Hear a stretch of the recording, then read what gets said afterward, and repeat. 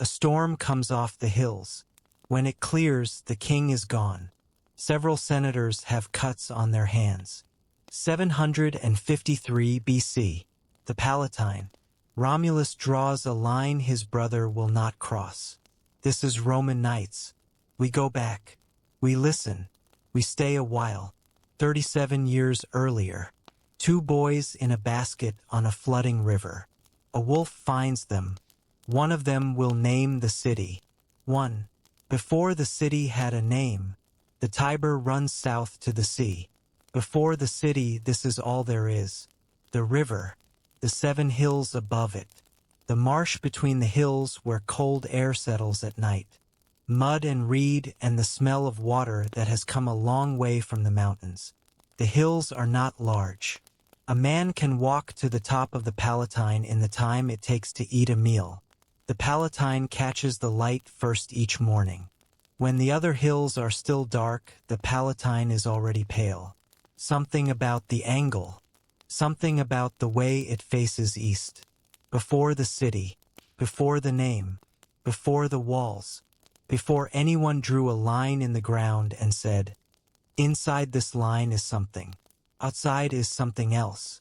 There is a cave on the slope of the Palatine. It faces west, toward the river.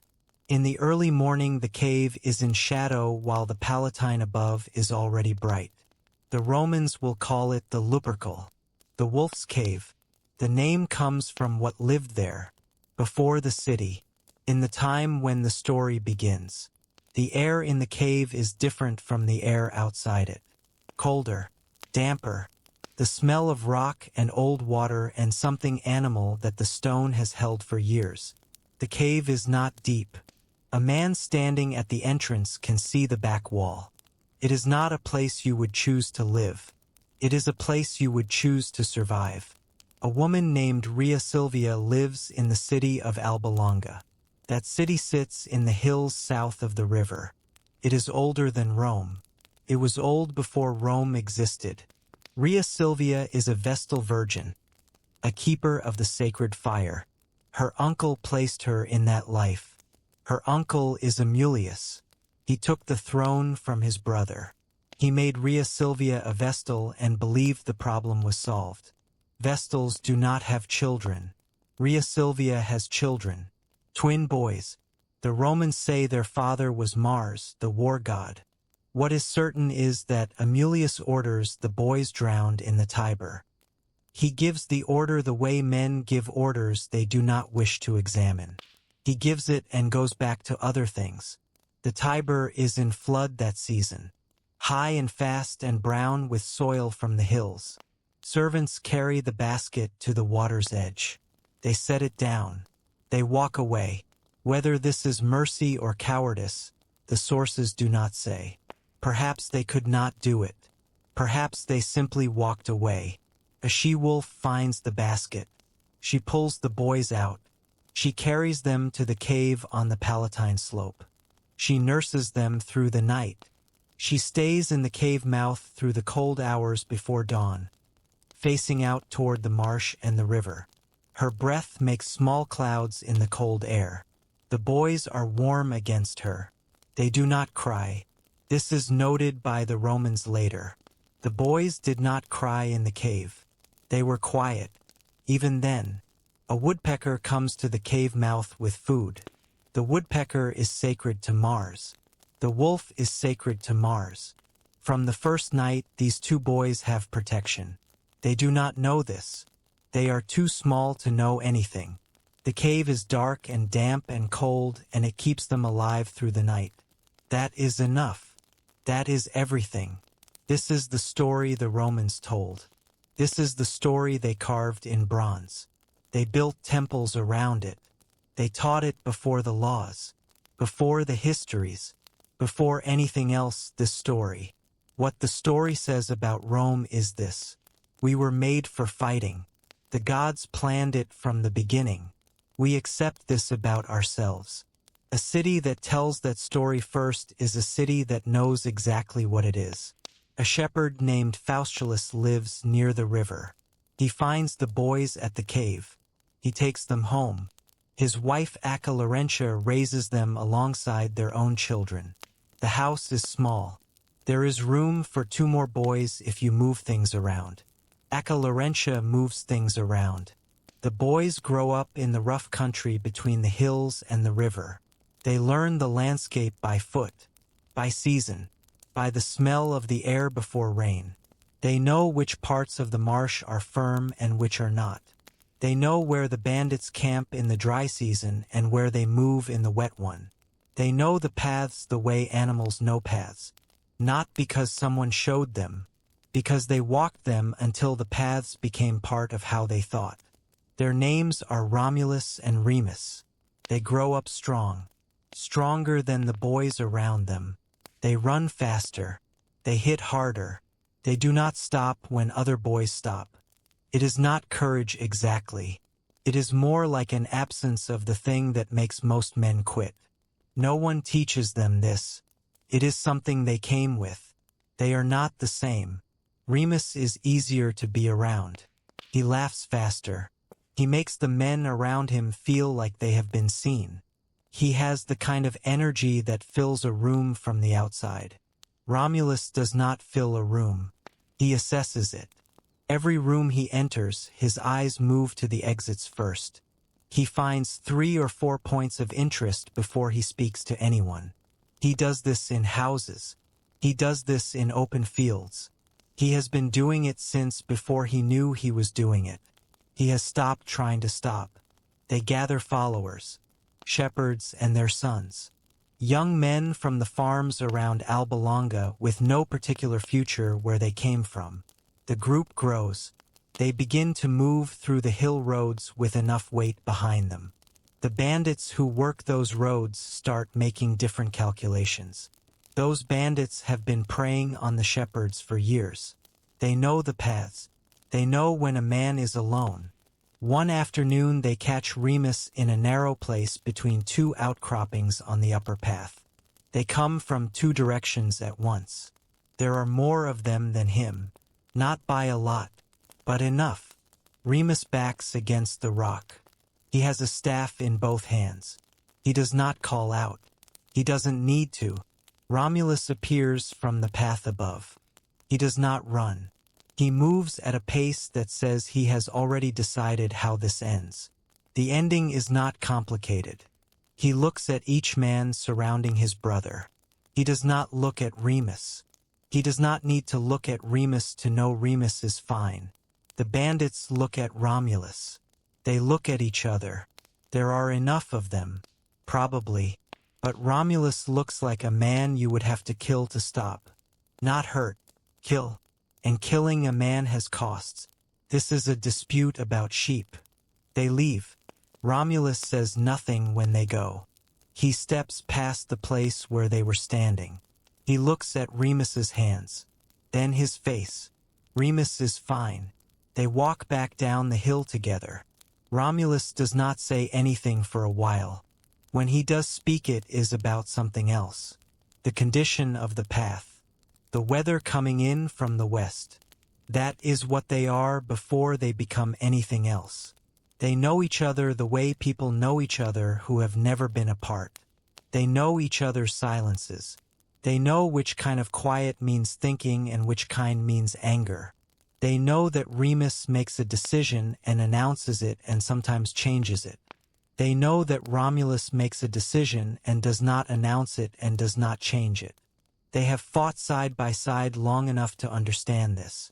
Romulus positions himself where he can see the most of the field.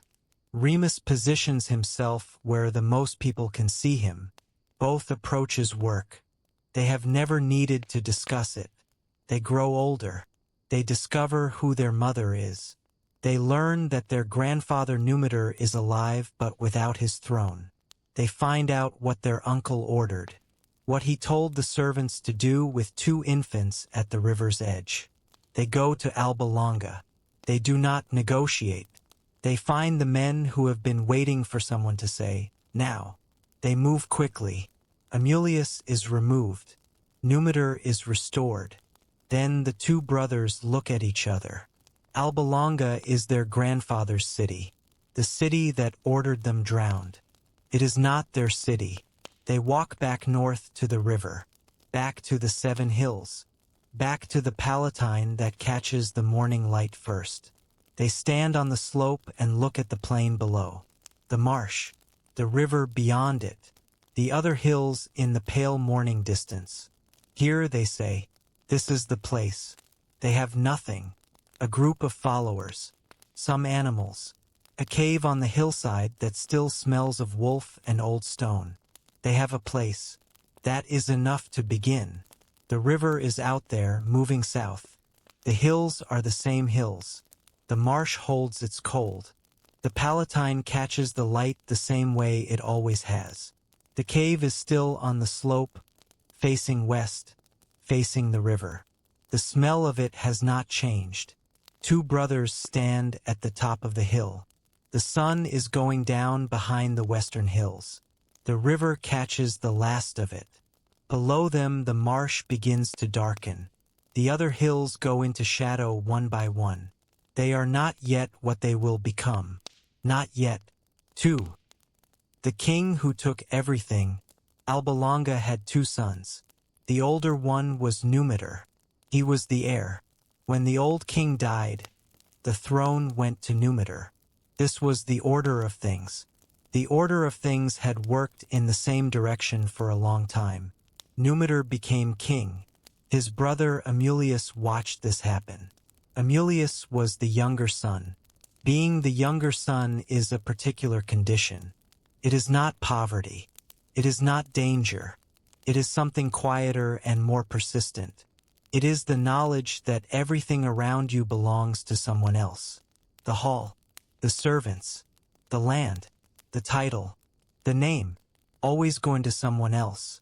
You knew this before you could say it clearly. By the time you could say it clearly, you had been living with it for years. Amulius thought about this for a long time. Then he stopped thinking and started doing.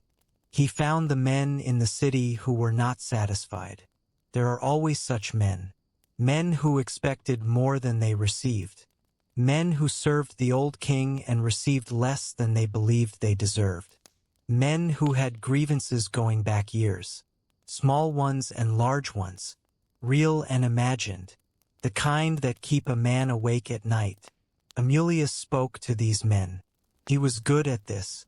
He knew which word to use with which man. He knew when to offer something and when to simply listen. Listening is its own kind of offer. When he had enough of them, he moved. He did not kill his brother. Numitor was still alive and in the city for years afterward. He simply stopped having power. He became a man with a house and no title. He became a man whose opinions were noted and then set aside. He became a man who understood clearly what had happened. He could not change it. He knew that speaking about it would cost him the house as well. Amulius became king. He told himself certain things. Numitor would have been weak. The city needed someone who could act when action was required. The order of birth is arbitrary, a matter of timing, nothing more. A man who can take a throne is more fit to hold it. More fit than a man who simply receives one. He used these words in the right order. They added up to something that sounded like a reason. Without the reason, you are simply a man who took what he wanted. That is a harder thing to be. Men always find a reason. The reason and the act are not the same thing. But you need the reason. Without the reason, you are just a man who took what he wanted. Most men cannot live with that. He took the throne. He ran the city. He was a capable king. The city was administered. The walls were maintained. Trade moved through on its normal routes. He was not cruel in the way that draws attention and causes problems. He was the particular kind of ruler who does not wish to be remembered for anything specific. He wishes only to continue. The problem was his brother's daughter. Her name was Rhea Silvia. She was young. She was healthy. She would have children eventually. Her children would have Numitor's blood.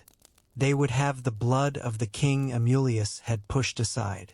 In a city that remembered bloodlines, this was a problem that would only grow. Amulius understood this the way he understood most things. Quietly, systematically, before it became urgent, he made her a Vestal virgin. The Vestals kept the sacred fire in the temple of Vesta. They kept it burning. If the fire went out, it was a bad sign for the city. The Vestal responsible was punished. They served for 30 years. During those 30 years, they did not marry. They did not have children. Their lives were organized around the fire and the rituals connected to it. In exchange, they received status and respect, a kind of protection the city offered to no one else. It was a good life in its way. It was a contained life. Amulius placed Rhea Silvia in it and went back to his work. Rhea Silvia learned the fire.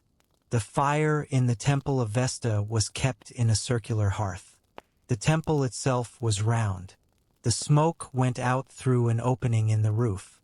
On cold nights, the smoke came back in on the wind and settled low near the floor. The smell of it stayed in the wool of her robe for days after. She learned to sleep through the smoke. She learned to tend the fire in the dark without a lamp. She learned which would burn longest and which burned cleaner. She learned the weight of a night in the temple, the quality of 2 hours before dawn. The city outside as quiet as it ever gets. The fire the only moving thing in the room. The sound it made. The way it pulled the air toward itself. The way her own breath moved toward it when she leaned close to tend it. She was not unhappy. Not in the way you might expect. She had the work. The work was real and it mattered and it was hers. The city believed the fire was connected to Rome's survival. She believed this too. Work like that has a weight most work does not carry. She had the other Vestals. The older ones who knew how everything worked. The younger ones who came in after her. Nervous and new. She helped them through the first cold nights in the temple. She was not unhappy. She was contained. There is a difference. In her 7th year as a Vestal, something happens. The sources call it a visitation from Mars. They say the war god came to the temple. They say it happened in the grove near the river. The sacred grove where the Vestals gathered herbs for the rituals. The Romans told the story for 700 years. No one said directly what they believed really happened. What happened was this. She became pregnant. For a Vestal, this was not an accident. This was a violation of the most serious kind. The punishment was burial alive. Not execution. Burial. The city took the sacred fire seriously. The gods were listening. The punishment had to fit the act. Amulius had a choice. He could follow the law and have his niece buried alive in the Campus Celeratus. This was the law. This was what the law said. Some kings would have done it because the law said it. He did not do it. He had her imprisoned instead. A room. A guard. No contact with the outside. She would live. Her children would be disposed of some other way. He would deal with the fire later. There were arguments to be made about the circumstances. He was king. He could make arguments. He told himself he did it out of mercy. Perhaps he did. He was also saving himself from having to bury alive the daughter of the brother he displaced. There is a kind of cruelty a man prefers not to be seen committing. Amulius was that kind of man. The boys were born. Twin boys. She was allowed to see them briefly. How long, the sources do not agree. Some say she held them for a day. Some say less. The room is not described. The quality of the light in it is not described. What she said, if she said anything, is not recorded. The boys were taken. She stayed in the room. She stayed there for the remaining years. The fire out of reach. The ritual gone. The contained life now something smaller. What she did with the time is not in any source. How she carried the years after. Whether anyone brought her news of what happened to the boys. None of this was kept. Some stories end at the edges of what the record kept. 2 servants carried a basket to the river. The river was high and fast that season, brown with soil from the hills upstream. The servants set the basket at the water's edge. They looked at what was in it. Then they walked back the way they had come. This is the part the Romans always told. The basket, the river, the cave, the wolf. What no one tells is what the servants did for the rest of that day. Whether they went back to the palace. Whether they ate supper that evening in the normal way. Whether they thought about the basket. The Tiber carried everything south. That is what it does. It does not choose. It does not ask what it is carrying. 2 boys in a basket. The flood season. The river running fast. A cave on the Palatine slope, facing west, facing the river. The wolf is already there. 3. The house on the hill. Faustulus lived in a small house on the lower slope of the Palatine. Not the top of the hill. The top was open ground, wind and light and a view of the river. He lived on the slope where it leveled out. The ground was workable there.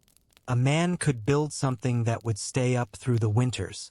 A stone base, timber above that, a roof that needed attention every 3rd year, a door that stuck when the wood swelled in the wet season. The house was not large. It held Faustulus and Acca Laurentia and their own children, and then, after a morning by the river, 2 more. Things were moved. Space was made. This is what people do. Acca Laurentia was the one who made the space. She was practical in the way people who manage small spaces have to be practical. She knew which shelf held what. She knew which child ate how much. She knew what needed to happen in what order each morning to get everything done. She had the house organized around tiny, constant decisions. She had stopped thinking of them as decisions. She added 2 infants to the system. She fed them. She kept them warm. She watched them grow. The Romans tell a story about her name. They say she was known as Lupa in the city. Lupa means wolf, but Lupa has another meaning too. It is a word the Romans used for a certain kind of woman. A woman who sold company. The story the Romans preferred was the wolf. The cave and the wolf and the sacred fire, the war god, the clean origin. The other story was also available.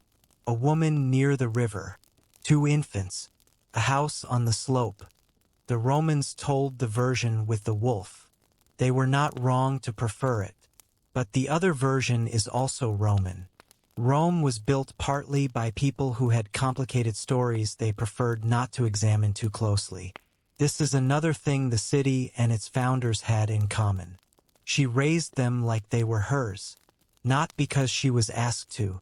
Not because there was any expectation attached. Because they were there and they needed to be raised, and she was the person in the house. The 2 boys grew up inside the house and outside it. They helped with the animals. They learned the hill. They helped cut wood when they were old enough and carry it and stack it. They fought with the other boys on the slope the way boys do. Then they grew large enough. The other boys stopped starting it. They ate at the same table as the other children in the house. They slept in the same room. They were not the same as the other children. Faustulus knew this. He watched them grow and he knew. There was something in them. Not better exactly. Different. Something that did not come from the slope of the Palatine. Something older. He kept what he knew for a long time. It is not certain when he told them. The sources do not agree on the timeline. He may have waited until they were grown. He may have told them in pieces, a little at a time, the way you give a difficult thing to someone when you are not sure how much they can hold. He may have waited until they asked him directly, until the right moment made the question inevitable. What is certain is that one evening, in the house on the lower slope, Faustulus told them what he knew. He told them about the basket. He told them about the flood season and the sound of the river. He told them he had found them at the cave. He told them about the wolf, what he had seen, what the cave smelled like when he arrived. He told them what he believed about their mother. He told them the name of the king in Alba Longa.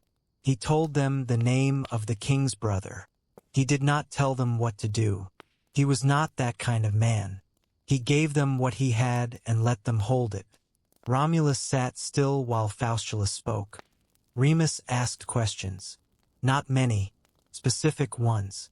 How long had it been? Whether there were records. Whether anyone else knew.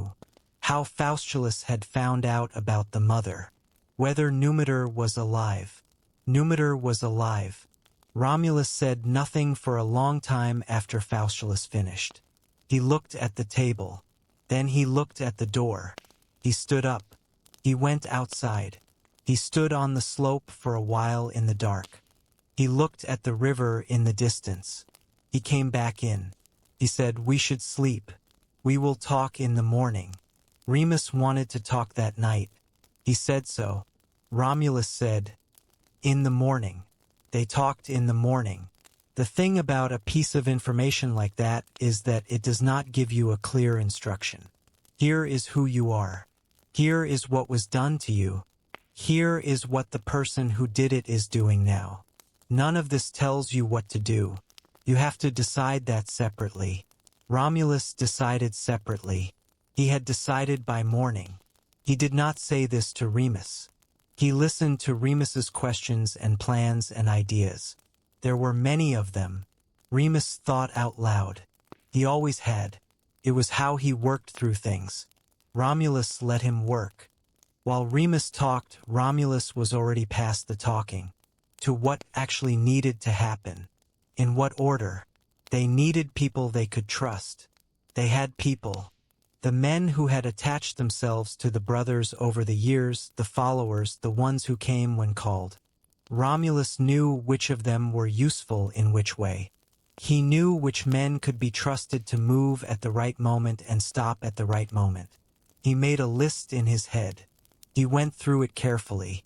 They needed to know who else in Alba Longa was waiting. There were people waiting in Alba Longa. There were always people waiting in a city where a usurper sat on the throne. Men who had served the old king and been passed over. Men who remembered Numitor and respected him and resented what had been done. Men who had said nothing for years because saying something was too costly. Men who were old enough now that the cost looked different. Romulus sent someone to find them. Took weeks. The conversations were careful. Not in writing. Nothing in writing. A man traveling between the hills and the city on regular business. Carrying goods. Stopping in the usual places. Having the usual conversations with the usual people. And then, in a corner of a room with the door closed, a different conversation. When Romulus had enough of them, he moved. He did not move loudly. He did not announce what was happening until it was already done. He and Remus came into the city with their men. The men inside the city were ready when they arrived.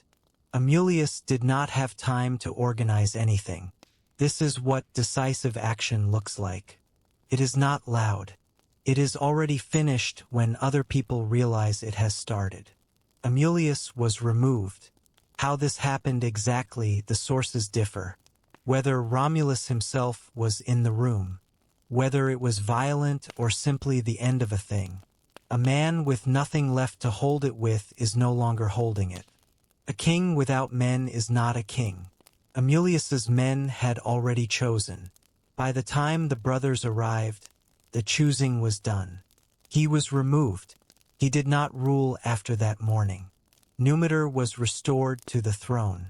The conversation between the brothers and their grandfather is not recorded. What they said to each other. What Numitor said when he understood who they were and where they had been. Whether there was any particular moment. The sources skip past it. The sources care about the throne changing hands. They care less about the room afterward, the three people in it, what was said or not said. Numitor was old. He had been watching someone else sit in his place for a long time. He held his grandson's names carefully, the way you hold something you thought you would never have. They stayed in Alba Longa for a short time, long enough for the change to settle, long enough for the city to understand what had happened and who was now in charge. The palace had been Amulius's for so long that it smelled like him, like his court, the particular smell of a house where a careful and suspicious man has lived for years. Romulus walked through it once. He checked where the exits were. He noted the rooms and their arrangements. He found the calculation obvious. This was not the right city. This was not the right place. He was not from here. He had never been from here. His grandfather ruled here now. His grandfather would rule it until he died. After that, other decisions would be made by other people. None of that was his business. He found Remus. He said, "This is not our city." Remus had already known this. He had been waiting for his brother to say it. They walked north. Before the line, they arrived at the Palatine with no city and no plan. What they had was a group of men, perhaps 100 when they first set up camp on the slope. More arrived in the following weeks. Men who had heard about the two brothers through the network of farms and roads that connected the Latin hills. Men who had followed Romulus and Remus before and rejoined them now. Men who were new and had their own reasons for being there. The camp went up quickly. This is one thing young men who have spent their lives in rough country are good at. Clearing ground, cutting timber, moving stone, setting up something that will hold through a cold night, through rain, through the particular wind that comes off the hills from the north in early winter. They knew how to do this. They did not need to be shown. The Palatine was a good choice. It was high enough to see trouble coming. The slope was steep on the western side, toward the river. The eastern side was more gradual, easier to build on. There was fresh water within walking distance. The forum below, the flat ground between the hills, was low and marshy, but it was accessible. It was the kind of place that asks to be a meeting ground. Romulus and Remus divided the work. This is how it started. Naturally, without a decision being made. Romulus organized the defense. He walked the slope and looked at the approaches and thought about where a wall would go. He thought about where a gate should be and where it should not be. He assigned men to watch the roads at night. He set up a rotation. He did these things without being asked because they needed doing and he saw them. Remus organized the people. He knew who had arrived and when. He knew which men could be useful and in what way. He knew which men had problems with each other and why. He managed this with a lightness that Romulus could not have managed. He made it look like conversation. He made it look like nothing was being managed at all. They were building the same thing. They had not yet had to say whose name it would carry. More men came. Not all of them were shepherds and farmers. Some were men from cities that would one day become Rome's enemies. Men who had left one place because of a debt, a crime, a failed business, or a failed relationship with someone who had more power than them. Men for whom the question of where they were from was complicated. Men who were starting over. Romulus took them. He asked what they could do. He did not ask why they had left where they came from. He did not ask about family or origin or the name of their grandfather. He asked what they could do and he placed them where they could do it. This was deliberate. He had thought about it. A city that only takes men with clean records and good families will always be a small city. A city that takes men who need a new start will grow fast. He had decided this before he needed to apply it. He applied it consistently.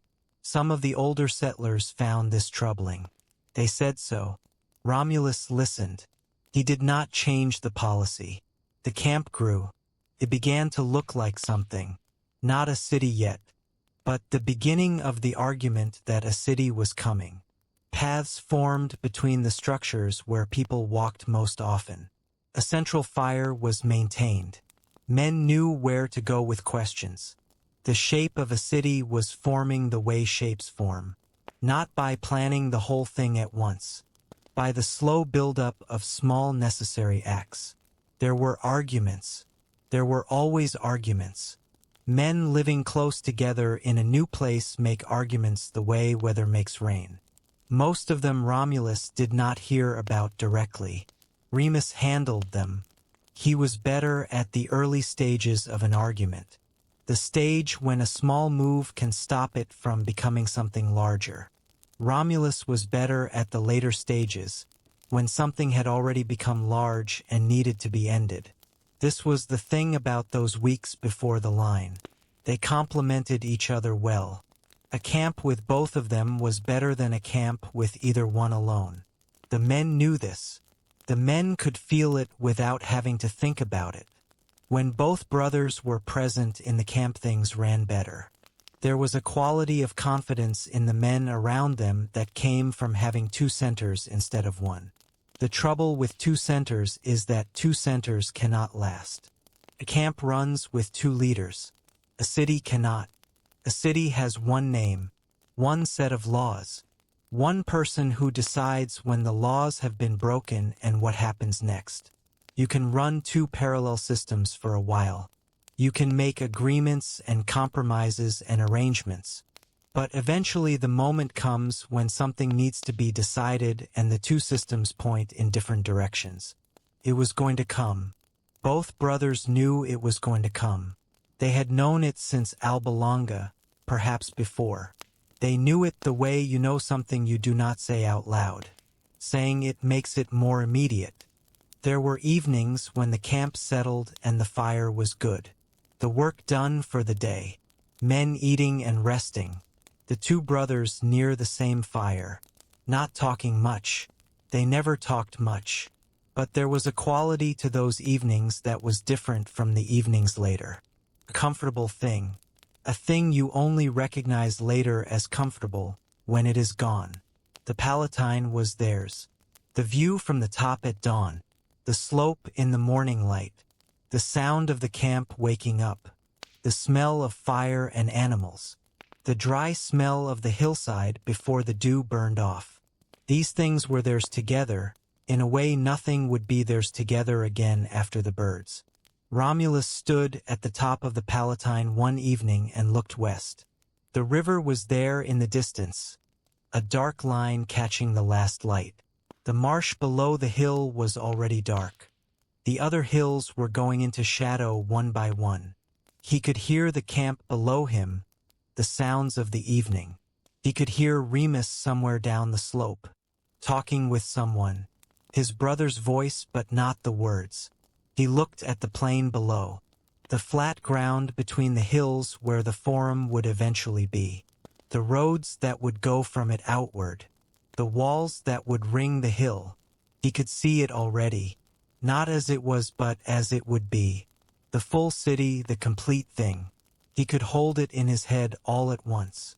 He knew what it needed. He went back down the slope. He found Remus.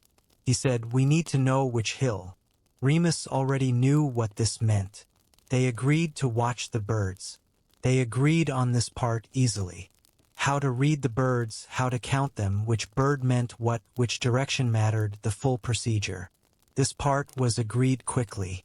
The procedure was old. They both knew it. They believed in it. They were not men who doubted the gods. They were men who had been kept alive by a sacred animal in a sacred cave, and they knew it. The gods had been paying attention since the first night. The gods would answer. They went to separate hills the next morning. Remus went to the Aventine. He took a position on the slope facing west. He watched the sky. Romulus went to the Palatine. He stood at the top, the highest point, and he watched the sky over his hill. The sky was clear. They waited. 5. The question of the birds. The morning they went to separate hills, the sky was very clear. No clouds. The kind of blue that happens in early spring. The air dried out after the winter rains. The heat not yet arrived. The hills cast long shadows in the early light. The marsh below the Palatine held a layer of white mist that had not yet burned off. The river was visible from both hilltops, a slow dark line in the flat distance. It was a good morning for watching birds. Remus went to the Aventine. He had chosen the Aventine as his hill in the negotiations, and Romulus had taken the Palatine. This was not accidental. Each of them wanted a particular hill, and each had gotten the one he wanted. The Palatine was older, more associated with their story, the cave and the wolf and the beginning. The Aventine was the one across the valley, the one that faced the Palatine, the one from which you could watch the Palatine clearly. They had made opposite choices without discussing it. Remus took a position on the upper slope of the Aventine, facing west. He could see the Palatine from there. He could see the top of it where Romulus would be standing. He looked at it for a moment. Then he turned his attention to the sky. He was good at waiting, better than most men.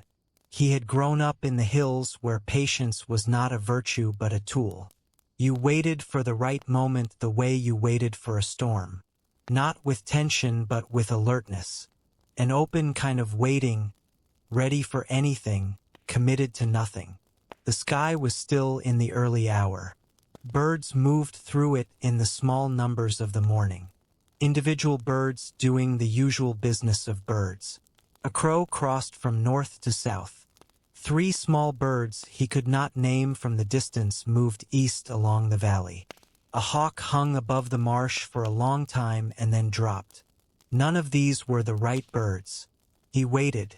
He thought about what would happen when the birds came. He had thought about this before in the camp, in the evenings when the camp was quiet. He had thought about winning and what winning would look like. He had tried not to think about the other possibility. He was not a man who entertained the other possibility for long. It was not useful. It did not help the waiting. The sun moved up the eastern sky. The mist in the marsh below began to thin. The shadow of the Aventine pulled back from the valley floor. He saw them, 6 vultures. They came from the south. He saw them first as specks against the pale southern sky, then as shapes, then as birds. They moved in the unhurried way of large birds that trust the air under them. They came across the Aventine's southern ridge and moved in a slow arc over the hill where he was standing. 6 of them. He counted twice, then a third time. 6. His chest did something. He stayed still. He kept his eyes on the birds until they had gone past, until their shapes were small and then gone. 6 vultures. Over the Aventine. This was his hill. This was the sign. He sent a runner to the Palatine immediately. He sat down on the hillside after the runner left. He did not want to sit down. He did not want to show any reaction. But he sat down for a moment because his legs had a slight quality he did not like. He put his hands on his knees. He breathed. He looked at the sky where the birds had been. 6. The gods had sent 6 birds to his hill.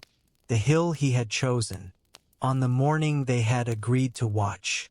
6 was not a small number. 6 was the gods saying something clearly. He had won. He sat on the hillside of the Aventine and waited for the runner to come back. He was as certain as he had ever been of anything. He did not know yet about the 12.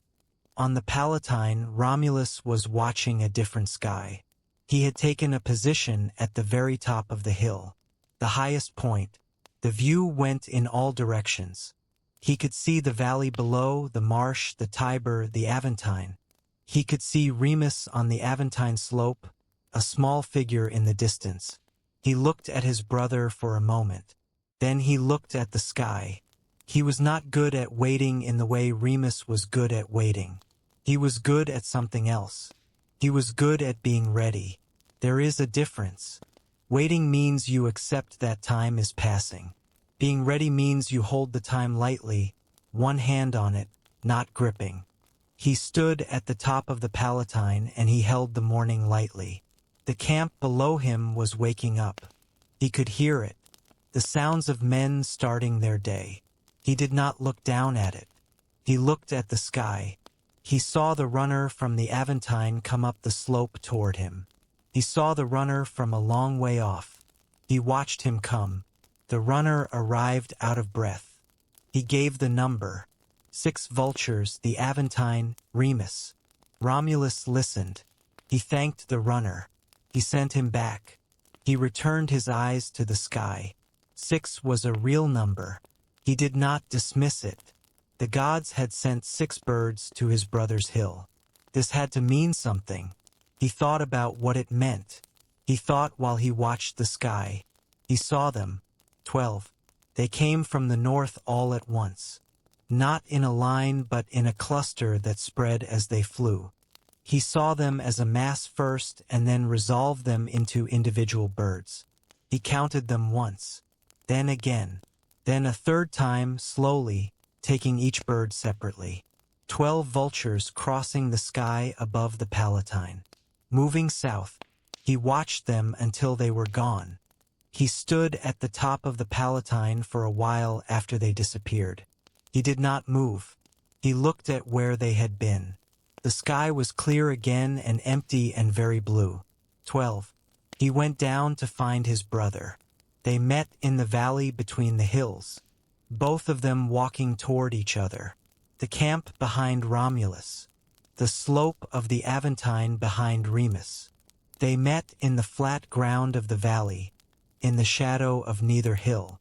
Romulus spoke first. He said, 12. 12 vultures, the Palatine. Remus said, 6. 6 vultures, the Aventine.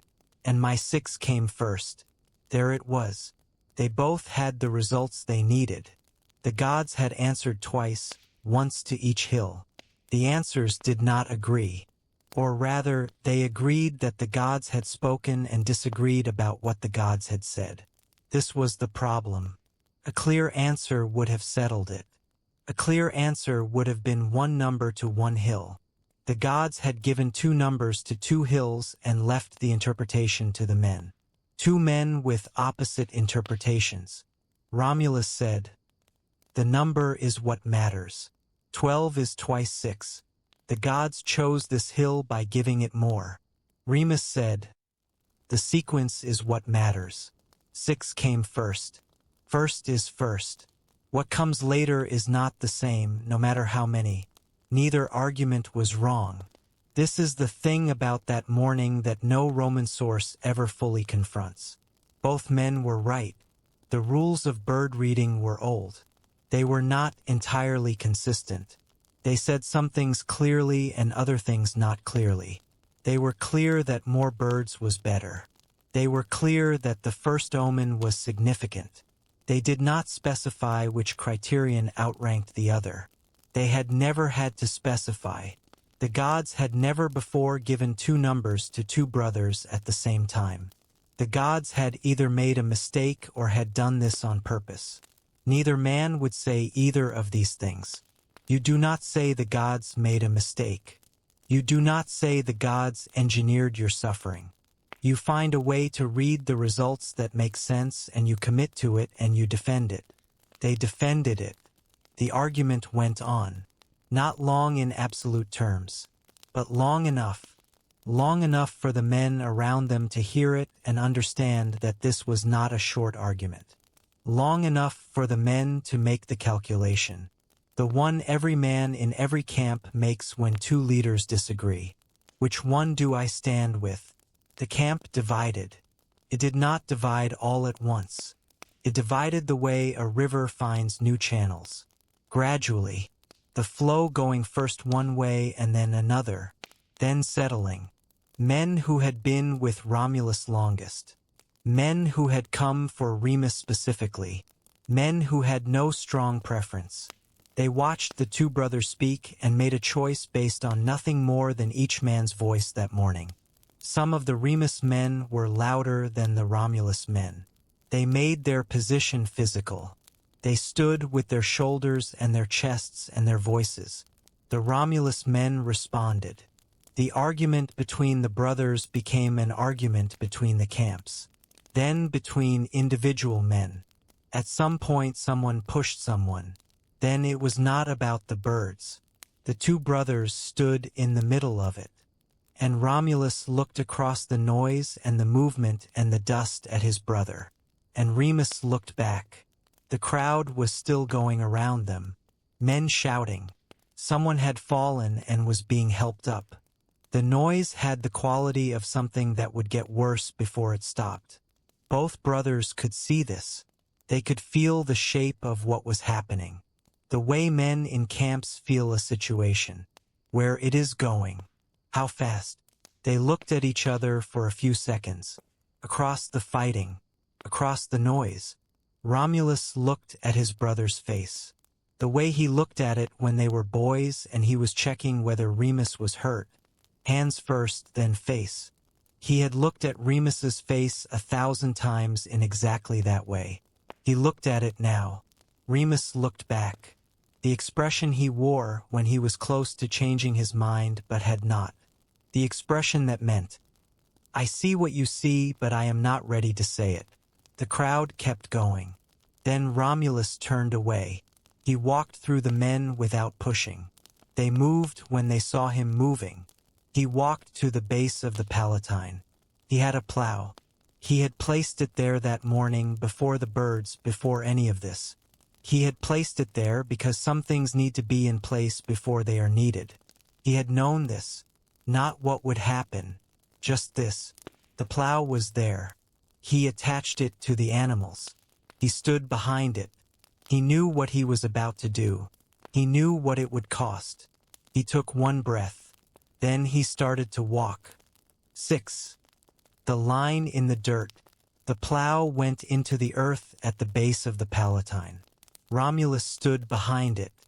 He had attached the animals before anyone noticed what he was doing. A bull and a cow because the ritual required both. He backed them to the starting point. He set the blade of the plow at the angle that would turn the earth inward, toward the hill. He gripped the handles. He stood there for a moment. The fighting in the valley behind him had slowed when people saw what he was doing. The noise came down. Men stopped. They watched. Some of them knew what they were watching. Some of them did not. The ones who did not could feel from the ones who did that this was a significant thing. The silence spread through the group. Remus was still on the Aventine. He had not come down when Romulus walked away from the argument. He had watched his brother move through the crowd. He had watched him go to the base of the Palatine. He was watching now from the hillside across the valley. From that distance he could see the animals. He could see Romulus standing behind the plow. He could see the stillness in the crowd below. He knew what the plow meant. He did not move from the Aventine yet. He stood on the slope and watched. His hands were at his sides. His face from the distance was unreadable. Romulus started to walk. The blade entered the earth and turned it. A thin line of pale soil appeared at the Palatine's base. The underside of the earth coming up into the light. The animals moved at the pace he set. Slow and steady. The pace of something that cannot be rushed. He kept his eyes on the line ahead, not on the crowd, not on the Aventine, on the earth in front of the blade, the Pomerium, the sacred boundary. This ritual came from a tradition older than anyone could trace with confidence. Some said from the Etruscans to the north. Some said from something older still, a practice of the Latin farmers going back before cities existed to put such practices in. The founder drives a plow around the base of the chosen hill. The earth turns inward. The inside is sacred. The line itself is sacred. What lies inside it is the city. What lies outside is not. To cross the line under arms is a violation of the sacred. To cross the line in hostility is a violation of the gods. This is not a law Romulus was making. He was not inventing this. He was performing a ceremony that the gods recognized. He was drawing a line in the world and asking the gods to stand on the right side of it. He knew they would. He had believed the gods since the wolf. He did not doubt this. He walked at the pace of the animals. The crowd watched. No one spoke loudly while the plow was moving. There was a feeling in the crowd that speaking loudly would be wrong, that it would interrupt something not meant for them. They watched. They watched. Some of the older men recognized the ceremony. Men from the farms around Albalonga who had seen it before. They moved their lips. The way men move their lips when they know the words to something sacred. The furrow went around. The base of the Palatine. The slope where the ground leveled. The passage on the south side where the wall would eventually go. He lifted the plow when he came to the entrance. The entrance must stay open. A city needs a way in. He set the blade back down on the other side. He continued. He did not look at the Aventine. When he came back to the starting point, he stopped the animals. He set the plow in the earth. He released the team. He stood for a moment looking at what he had done. The line was shallow. The turned soil on the inner side was pale. A child could step over it without effort. From 10 feet away you could barely see it. It looked like nothing. It was nothing in the visible world. In the visible world it was a shallow furrow in the dirt. At the base of an Italian hill. On a spring morning. In the sacred world it was the edge of Rome. He turned around. The crowd was looking at him. He looked back at them. He was calm. The kind of calm that is not an absence. It is the presence of a decision that has been made. Men who have made real decisions carry themselves differently from men who are still deciding. The men in the crowd could see the difference. They could feel it. He looked past them across the valley to the Aventine. Remus was coming down. He had left the hillside while Romulus was still walking with the plow. He had come down the Aventine slope and crossed the valley floor. He was walking toward the Palatine now. Walking at a pace that was not running but was not comfortable either. Pace that said, I have something to say. I am going to say it before I decide not to. He reached the line. He stopped. He looked at the furrow in the dirt. He looked at it for a long time. Longer than you would look at something you were going to step over without thinking. He looked at it the way you look at a door you are deciding whether to open. Romulus watched him from the other side. They had been on the same side of things since before they had words for sides. The Wolf's Cave, Faustulus' house, the hill paths above Albalonga. Every fight they had ever been in together they had been on the same side of. They had shared the same fire for so many nights that Romulus had stopped counting. They had been back to back in the narrow place on the upper path. He had not needed to look at Remus. He always knew.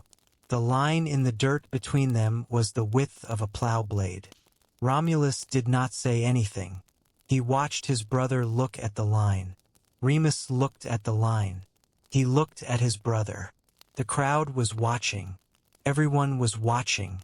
There was no question about what the line was or what crossing it meant. Romulus had made the ceremony. Everyone had seen it. The sacred boundary was drawn. The gods were on one side of it. What was outside the gods' attention was on the other. Remus knew all of this. He also had 12 words in his mouth. He had been holding them since the argument in the valley. They were arguments. Real arguments. Arguments about the birds. What they meant. Why first mattered more than many. Why Romulus had drawn this line without settling the first question. The arguments were good. They were the same arguments he had been making all morning. They were right. He still believed they were right. The line was there. He stepped over it. What happens in the next few seconds the sources do not agree on. They were written long after. The writers relied on earlier accounts. Those accounts came from traditions no one had written down for a long time. They agree only on the broad shape. Remus crossed the line. Remus died. Romulus is responsible. Some sources say Romulus kills his brother himself. With a shovel. With a tool that was nearby. Some say in anger. The kind that does not feel like anger when it is happening. Feels like certainty. Some say a man named Celer does it. Celer has been placed at the line to guard it. His name in Latin means the swift one. When Remus crosses, Celer is swift. Some say there is a pause. A moment. A breath before it. Some say almost nothing at all between the crossing and the end. The sources are uncomfortable with this part. You can feel it in the way they write it. They move through it quickly. They reach for the explanation before they finish describing the event. They want there to be a clear reason. The reason makes the event manageable. The event without a reason is something else.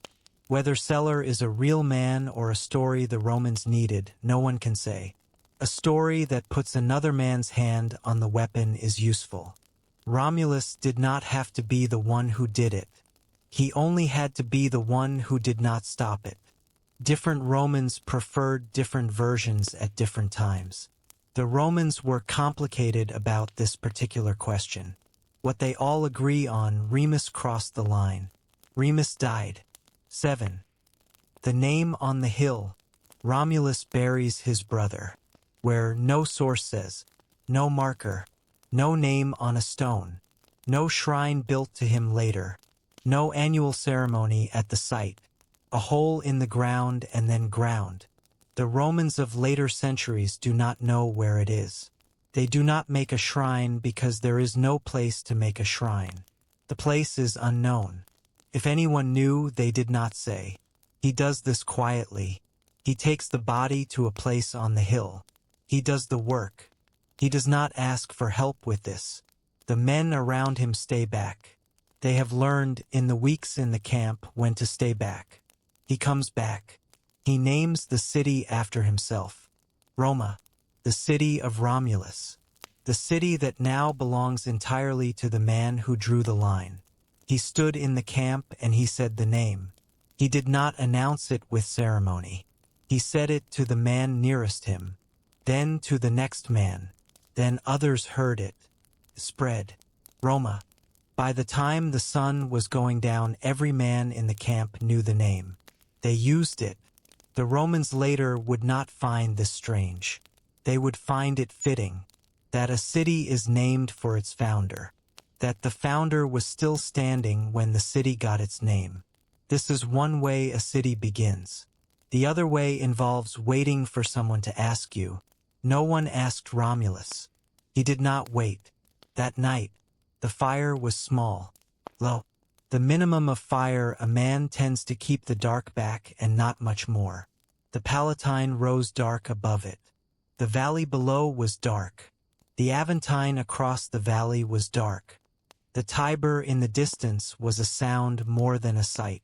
The marsh below the hill made its sounds. Frogs. Moving water in the reeds. He sat alone. The camp knew enough. The men stayed in the dark beyond the firelight.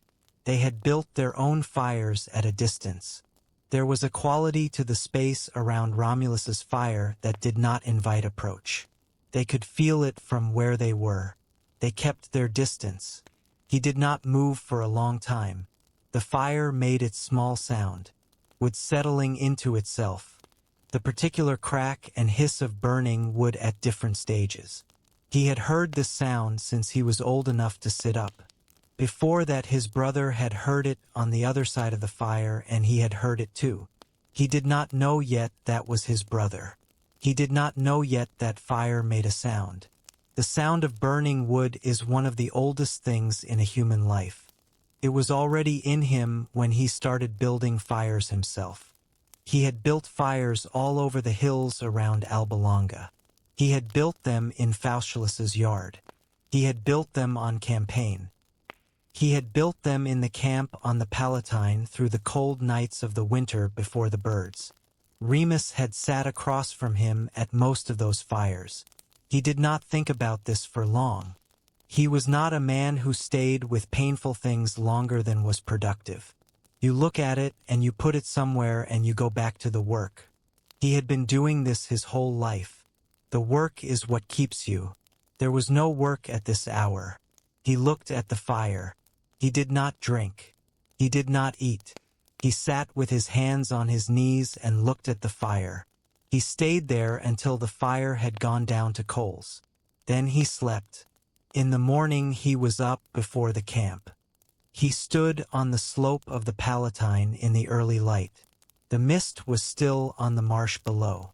The river was somewhere in the mist, moving south. The Aventine across the valley was just visible, a dark shape against the pale sky. He looked at it for a moment. Then he looked at what they had built. The cleared ground, the timber frames, the beginning of the walls, the paths between the structures that would become streets. The forum below, still rough earth, still marsh at the edges, but already shaped. It was small. Anyone arriving from outside would not call it a city. They would call it a camp. But it was there. It was not there before two brothers came back from Alba Longa and said, "Here." And now it was here. He stood at the top of the hill and he thought about what it needed. Laws. A calendar of sacred days. A way to govern when the founder is not in the room. Men who hold the memory of every decision the city makes. An army with a structure that outlasts any one man. The details were very clear in his head. He had been thinking about them for a long time.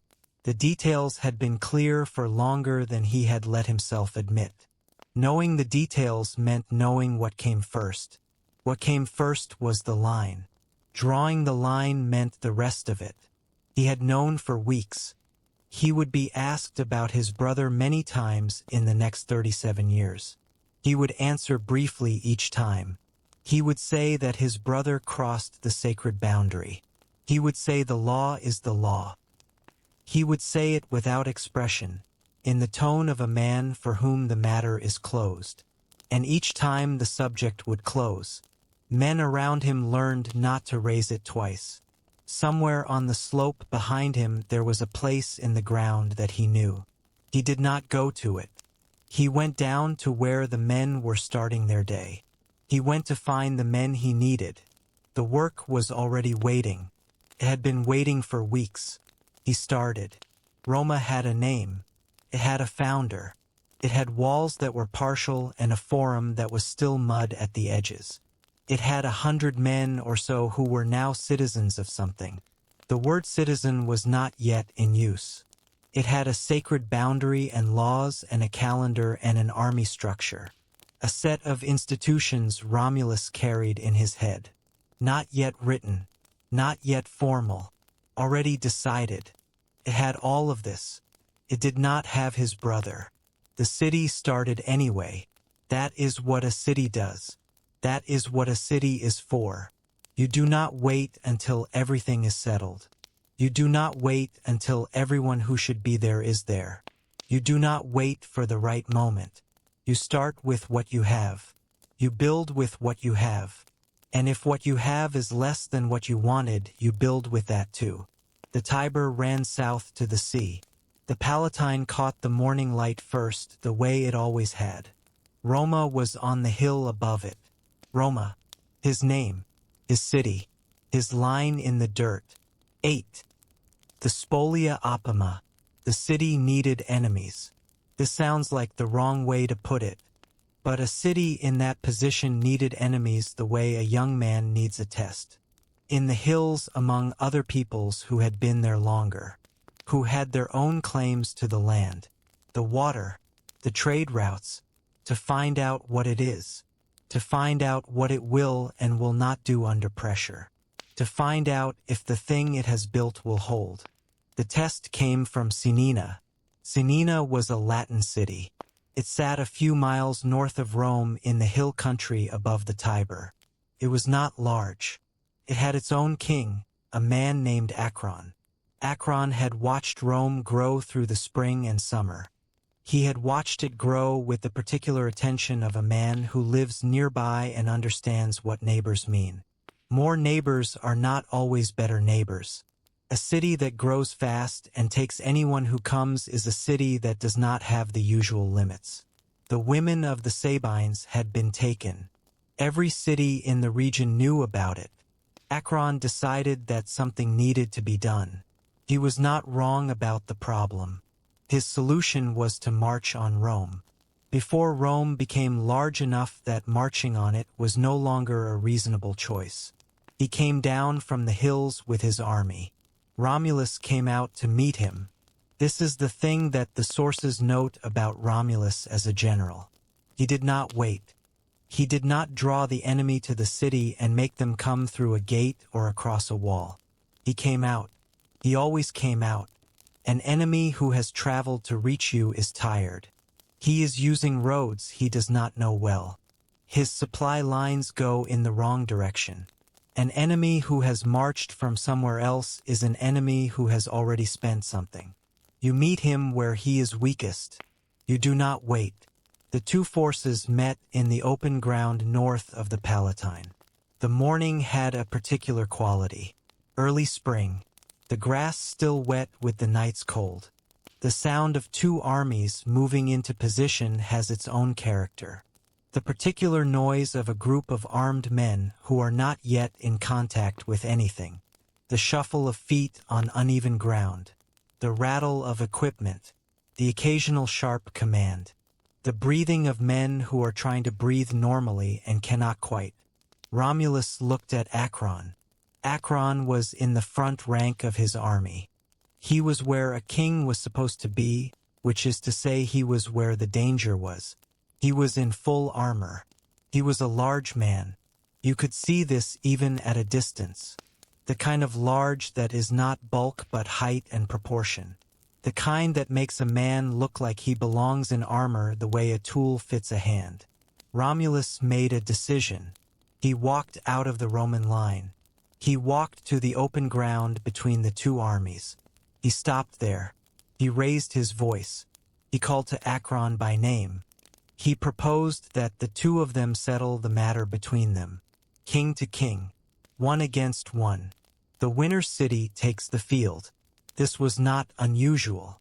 Single combat between leaders existed as a practice. It was a real thing that real men did. It was dangerous, obviously. It required your leader to risk himself. But it resolved things quickly, without mass casualties. That matters when you are the man who has to look the families of your soldiers in the eyes after. Akron accepted. Later Roman sources treat this as obvious. Of course Akron accepted. As if a man who brought an army to a field accepted every challenge to single combat. He did not have to accept. He had more men. He could have simply declined and pushed forward and trusted his numbers. He accepted, which means he was that kind of man.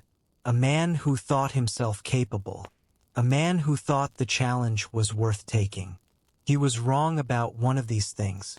The field goes quiet first. That is the part the songs leave out. Before two men close, the world stops making noise.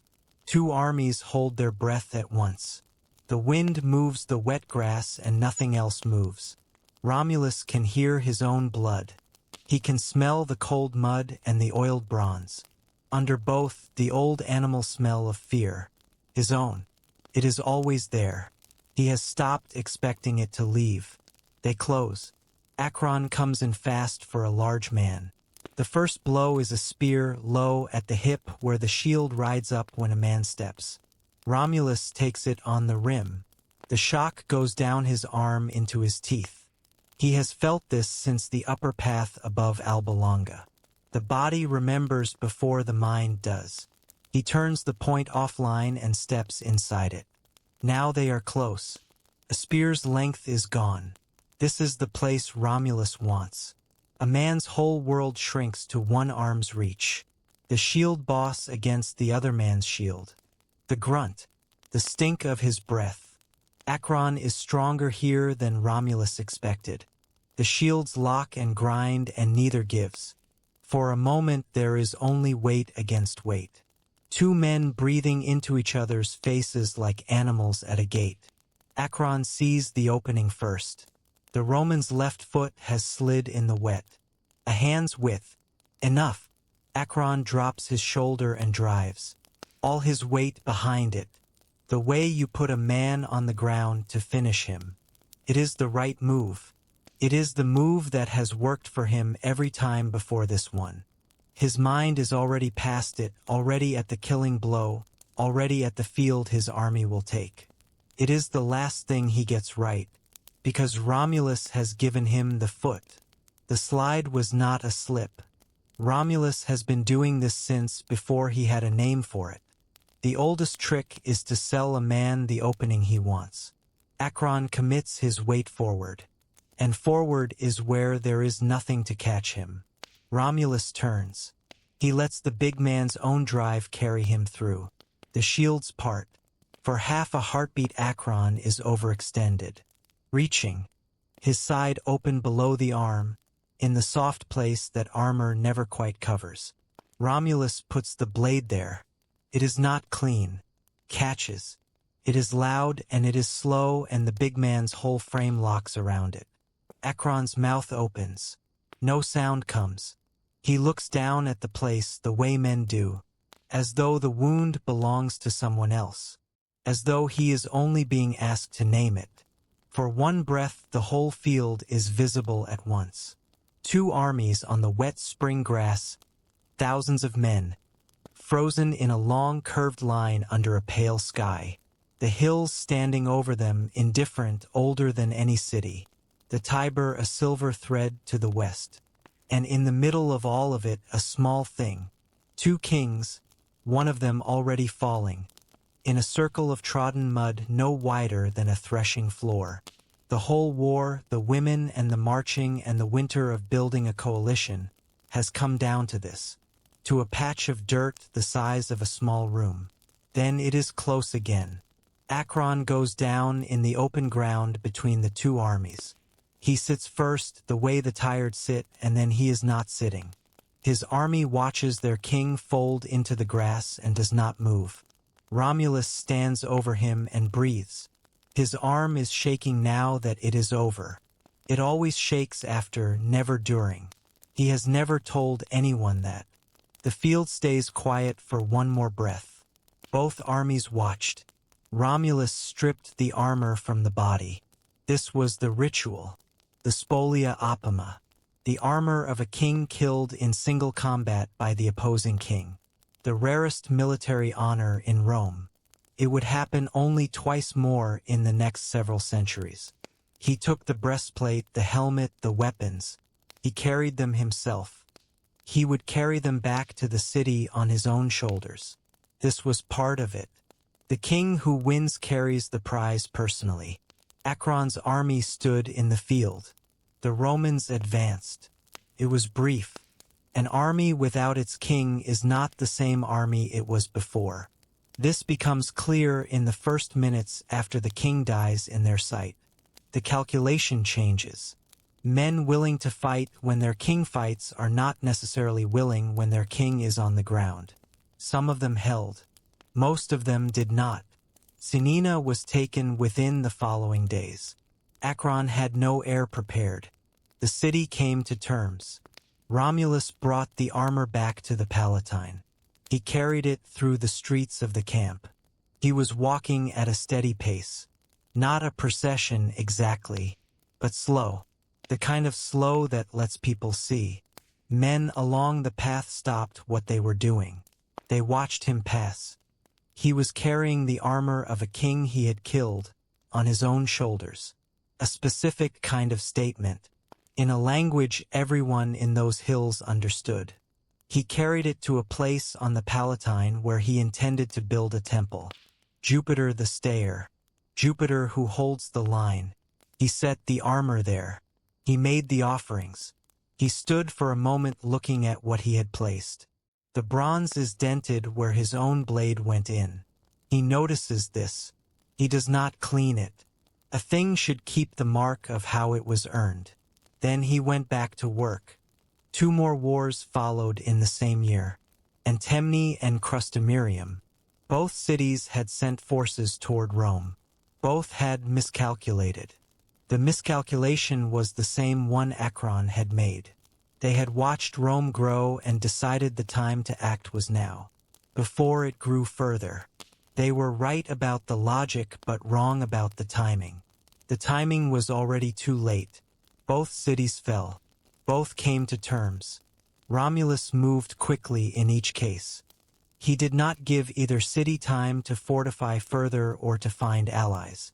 He was there before they were ready, and it ended before they had finished organizing. The Latin neighbors watched. They watched the way small animals watch something they are not sure about. Still and attentive, noting which direction it moves, making assessments. 3 cities in 1 year. 3 cities that had walked toward Rome and stopped existing as independent powers. The assessment was complicated. The conclusion was not. Rome was something different from what it had been a year ago. It was not yet large. The walls were still partial. The forum was still mud at its edges. The men who called themselves citizens numbered perhaps a few hundred, perhaps slightly more. A man from the large Etruscan cities to the north would have seen a large camp. Well organized. That is what Rome looked like that spring. But the armor of Akron was on the Palatine. That is a different kind of thing. A city that carries a dead king's armor back to the hill. That builds a temple for it. That city has decided what it is. It is not deciding anymore. It has decided. The armor says, "This is what we do." The armor says, "This is how far we are willing to go." The armor says, "The first king who tested us is on that hill now." The Latin neighbors made their assessments. Some of them came to terms without being asked. That was the spring that Rome became something real in the region. Not because it was large, because it had made clear what it would do when pressed. There is a version of strength that comes from size, and there is a version that comes from being willing. The second kind is available to small things. Rome had the second kind that spring. The walls were still going up. The armor was on the hill. The work continued. 9. The women between the armies. The city had a problem it had not yet said out loud. The men who came to Rome came without families. They came as single men. Men who had left their previous lives behind. Which meant they had also left behind whatever arrangements those lives contained. No wives. No sisters old enough to marry. No daughters. The city was filling with men, and it had almost no women. A city without women does not continue. Romulus understood this. He had understood it since the early months. The men who arrived were all the same type. Young and unattached, without roots. He watched the demographic and he thought about what it meant. He thought about what needed to happen and on what timeline. He thought about what was available and what was not. The available option was the Sabines. The Sabines were a people who lived in the hill country northeast of Rome. They were not Roman enemies. They were not Roman allies. They were neighbors in the broad sense. People who shared the same landscape, the same traders, the same roads. They had women of marriageable age. They had enough of them. He sent envoys to the Sabine cities. He sent them to several cities in the region. He proposed marriages. The envoys were polite. They explained what Rome was and what it offered. Marriage between the peoples would create bonds. Bonds were good for trade and for peace and for the general arrangement of hills that everyone shared. The answers came back in various forms. But they added up to the same thing. No. The reasons were not stated directly. That is the usual way of saying no when a request involves a man's daughters. The form of it varied. But the substance was, you are new. You do not have a history. You have no record of being the kind of place that keeps its arrangements. You have taken anyone who comes to you. Your women will marry men whose names we do not know and whose families we cannot trace. The answer is no. The answer was reasonable. Romulus held it for a while. Then he sent invitations to the Consualia. The Consualia was a religious festival. It honored Consus, a god of the grain stores. The festival involved horse races. It was a public event, the kind that drew people from outside the city. Religious festivals were neutral ground in the region. You did not do violence at a religious festival. This was understood by everyone. The gods were watching at a religious festival, and they were watching specifically for exactly that kind of violation. The invitation went to the Sabines and to the Latin cities nearby. Many accepted. The festival was a known thing. The races were a draw. The food and wine a host provides at a festival are better than the food and wine at home. People came. They arrived over 2 days. Families. Whole families, the way you travel to a festival. Men and women and children and old people. They came from the Sabine hills and from the Latin towns and from the farms between. They set up in the available space around the hill and the forum. They ate and they talked and they watched the races. The races were good. Romulus watched from the Palatine. He watched the visitors. The races. Everything. With the same expression he always wore. The one that told you nothing about what he was thinking. The signal was given. What followed happened quickly. This is the one thing all the sources agree on. It was not slow. The Romans had planned it, and they moved to their positions before anyone understood what the positions meant. The young men of Rome moved through the crowd, each to his assigned target. There were assignments. This had been organized in advance. The way you organize a military operation. Each man knew his specific task and his specific person and his position in the larger movement. The women were seized. Not all the women. Not the married women. Not the old women. The unmarried women, the girls of marriageable age. The sources give a number. It varies by source. The consensus is somewhere between 30 and several hundred. The range shows how confused the memory of it became. The Romans did not like to be precise about this number. Precision would have required them to look at it more directly than they wished to. The men who had come with the women ran for their weapons. Some of them had weapons. Some did not. A festival is not a place you come armed. This was by design.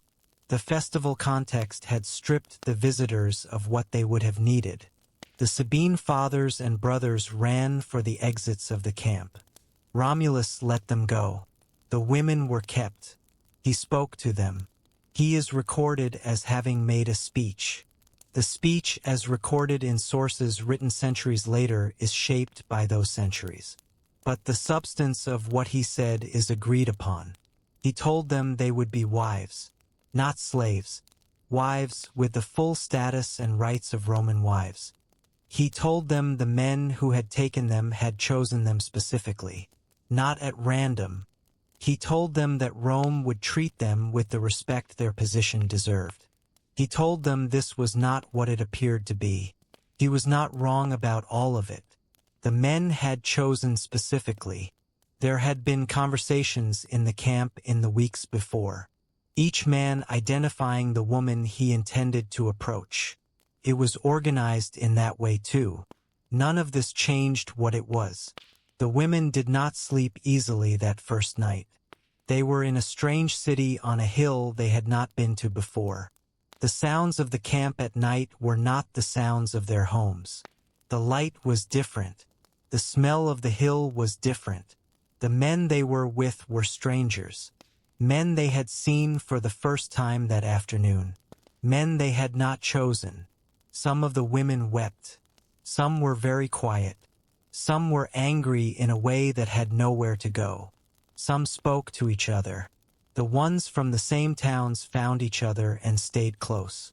There is a comfort in being afraid with someone from the same place. It does not fix the fear. It changes its weight. The men around them tried to be gentle. Some of them succeeded. Some of them did not know what gentle looked like in this context. They were young men. They had planned the taking of these women and not the after. The after was harder than the taking. The night passed. The morning was cold and clear. The women woke in a city that was not theirs, and they began to learn it. They did not choose to learn it. Learning happens whether you choose it or not. The layout of the camp, the faces of the people in it, the particular shape of the Palatine above, where the water was and where the food was and who to speak to when something was needed. These things enter you by living in a place without permission, without consent. After a week, you know things you did not intend to know. After a month, you know more. The Romans later asked their descendants not to examine this too closely. The story of the founding required the Sabine women. A city that had no women could not continue. The women came. The city continued. This is the shape of the story the Romans preferred. They preferred it for the same reason people prefer useful shapes. The Sabine cities were not done. The fathers and brothers who had run from the festival went back to their cities. They went to their kings. They said what had happened. The kings looked at what their options were. They looked at what Rome had done and what Rome had now. They looked at their own men and their walls. They thought about the timeline. Some of them moved quickly. Some of them waited. Waiting turned out to be wrong. Acron of Sinina had already tested Rome. Acron was gone. His city was taken. The Sabine kings knew this. They were making a different calculation than Acron had made. A calculation that involved more men and more cities and a coalition rather than a single force. It took time to build a coalition. It took time. And while it took time, the women were in Rome. The women were learning the city. Some of them were beginning to see things they had not expected to see. The men who had taken them were not all what they had feared. Some of them were. Some of them were not. The city itself was a kind of argument about what was possible. Something was being built here that did not exist anywhere else in the hills. You could feel it. The feeling is not an endorsement of how it started. But it is a feeling. Some of the women began to speak in the first-person plural. A few at first, then more. Hercilia was one of them. She had come from the Sabine hills. She was taken at the Consualia. She was placed in Romulus's household. Some sources say as his wife, others say in another capacity. The sources are inconsistent about her exact status. What they agree on is that she was present. What they agree on is that she thought clearly. She watched the city and she thought clearly about it. She watched the men from Rome. She watched the women from the Sabine hills. She thought about the gap between them, what the gap was made of, whether it had a bottom. She did not know yet that the Sabine army was coming. She would find out. The army was coming down from the hills. The coalition that had taken months to assemble. The fathers and brothers and kings who had gone back to their cities and gathered their men and their resolve. They were on the road south. They were coming with enough force to make the calculation simple. This was going to end. The end was not going to look like what they expected. The women were not waiting. Not all of them. Not in the way the Sabine men imagined when they marched. In the image the Sabine men carried, the women were still at the festival. Still in the first hour of the taking. Still waiting to be rescued. The image was months old. The women in Rome were not those women anymore. The army came down from the hills. The women were already there. 10. The valley between the armies. The Sabine army arrived in the spring. They came down from the hills in stages. Not all at once. Different cities at different times, joining at agreed points, forming the coalition that the kings had spent the winter building. By the time they were fully assembled and moving south toward Rome, the force was significant. Large enough that a different city would have closed its gates and waited behind its walls. Rome did not close its gates. The two forces met in the valley between the Quirinal Hill and the Palatine. the flat ground between them. It was not a large valley. The hills rose on both sides. The space between them was narrow enough that both armies could see each other clearly from the first position. You could see the faces of the men on the other side. You could see the shape of their armor. You could see how many there were. There were more Sabines. This was visible. Both sides could count. The Sabines had built a coalition over the winter. The result of coalition building is usually more men, when it works. It had worked. The Romans had the armor of Akron and the reputation of 3 cities taken in the previous year. Reputation is a real thing. It changes how men stand. The Romans stood differently than the Sabines expected. The 2 armies stopped when they were close enough to see each other well. Close enough that a man could throw a stone and have it reach the other side. Not so close that the throwing would start by accident. There is a distance between armies that both sides instinctively maintain when they are not yet ready to begin. They had found that distance. They waited. The first contact had not gone well for Rome. There had been an engagement before the armies reached this point. The Sabines had come with planning. They had agents inside the city. A woman named Tarpeia, a Roman, had opened a gate for them. What she was promised and whether she received it is a story that ends badly. It supplies a name to a cliff on the Capitoline for centuries after. The Sabines took the Capitoline hill. They held it. They were on the high ground. Rome held the Palatine. The valley was between them.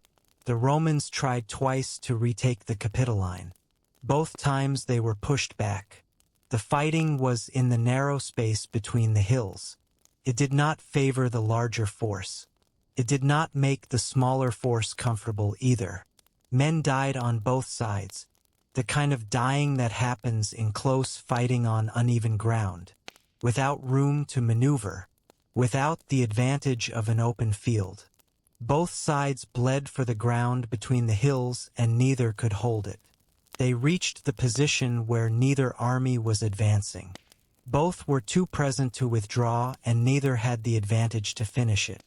The valley between the hills was a problem with no military solution that either side could see.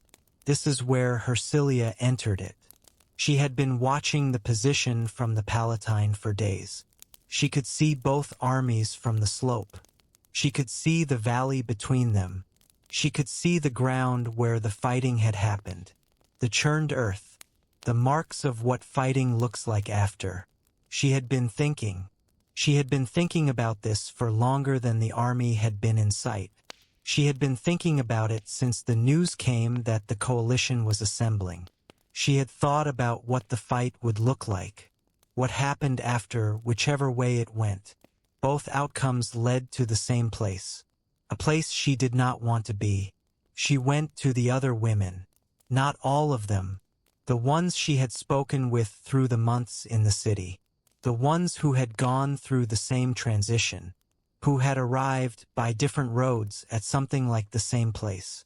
Not reconciliation. Not acceptance. Something more complicated. Something that does not have a clean name. A way of living in a situation that was not chosen and making it livable. She talked to them. She told them what she was thinking. She told them what she was going to do. She asked who would come with her. Some said yes immediately. Some thought about it. Some said no. The no was understandable. What Hersilia was proposing required you to walk into the space between 2 armies. This is not something a person does lightly. The space between armies is defined by its danger. It is the space that both sides are pointed at. It is where the violence is going to happen. Walking into it on purpose requires something most people do not have. Hersilia had it. The ones who said yes were not all alike. Some were women who had been in Rome long enough. The city was something they had built a life inside, something they did not want destroyed. Some had fathers and brothers in the Sabine army. They could not choose between their blood and their new lives in Rome. Some had simply decided. The valley between the armies was less dangerous than what happened if the armies kept going. They came out of the Palatine Gate. They walked down the slope. The valley floor was visible. The two armies were visible. Both armies could see the women coming down. On the Roman side, the men nearest the gate saw first, and the word went back. On the Sabine side, the forward lines saw the movement on the Palatine slope, and the word went forward. Both sides watched. The women moved into the valley, into the space between the armies, into the ground that both sides were pointed at. They kept walking. The armies did not advance. This is the thing. Neither army advanced while the women were walking. The pause was instinctive. You do not fire into women moving toward you. Not when you can see them clearly. Not when they are not armed. The instinct exists even in men who have been fighting. Especially in men who have been fighting. The pause came from somewhere older than tactics. Hersilia reached the center of the valley. She stopped. The women stopped with her. They were standing in the ground between the armies. The Sabine front line was on one side. The Roman line was on the other. Both sides could see them. Both sides were still. She spoke. She spoke to both sides. What she said, the sources render in the formal language of a century later, the language of recorded speeches. But the content of it, the argument of it, is agreed upon. She spoke to the Sabine men. She said, "These are not the women you left behind. We have been in this city for a season. We have children here. Some of us. We have husbands here. Some of us.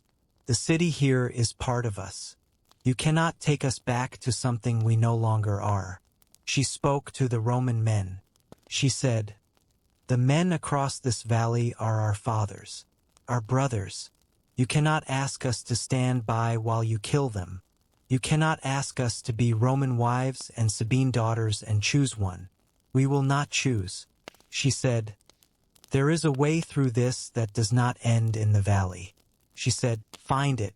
The armies were still. The valley was very quiet for a moment. The kind of quiet that comes when something has been said. Something both sides already knew but had not heard out loud. The kind of quiet that is not agreement but is the first condition for agreement. Silence is not a solution, but it is the space where a solution can be heard. Romulus listened from the Roman line.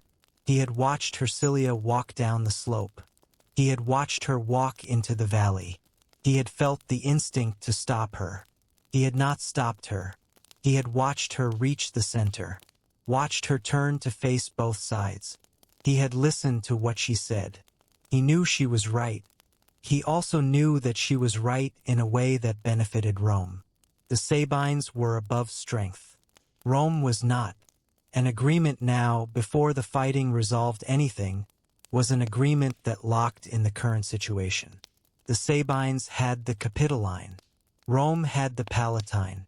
An agreement meant both sides had something. An agreement meant no one had won. Titus Tatius, the Sabine king, was looking at the same calculation from the other side. The Sabines had more men. They had the high ground. They had not yet achieved a decisive result. 2 attempts on the Palatine and neither had worked. The Romans were dug in. The kind of dug in that comes from defending something you have spent a year building. They were not going to move. The coalition behind Tatius had been expensive to build. It was going to be expensive to maintain. Winter was not far. Food for a large force in the field is a daily problem. An agreement. Both men were thinking the word at the same moment. The valley was still quiet. Hersilia was still standing in the center of it. She was standing very still. Her hands were at her sides. Her face was toward the Sabine line. Then she turned and faced the Roman line. She did not say anything more. She had said what needed to be said. She was waiting now, giving both sides the time to hear it. The grass in the valley was dry from the season. It moved slightly in the afternoon wind. The shadows of the hills fell across it in a long line. The sun was going toward the western hills.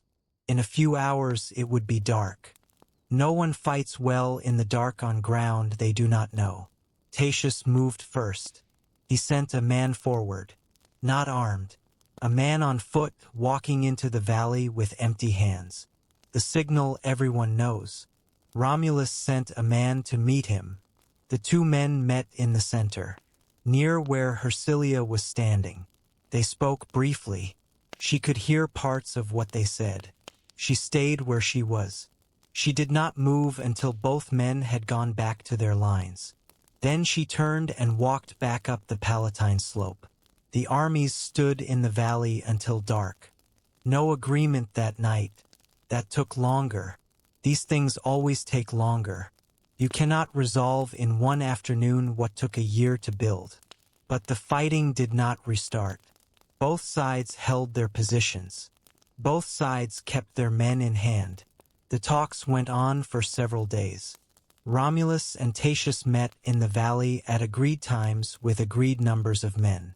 They worked through what an agreement looked like, what each side kept, what changed, what the arrangement between Rome and the Sabine cities would mean going forward. What they arrived at was not what either of them had planned for when the armies left their starting points. They would merge, not a treaty between two peoples, not a protected alliance, something more unusual. The Sabines who wished to would come into the city. The two communities would share the same walls and the same laws. Romulus would rule.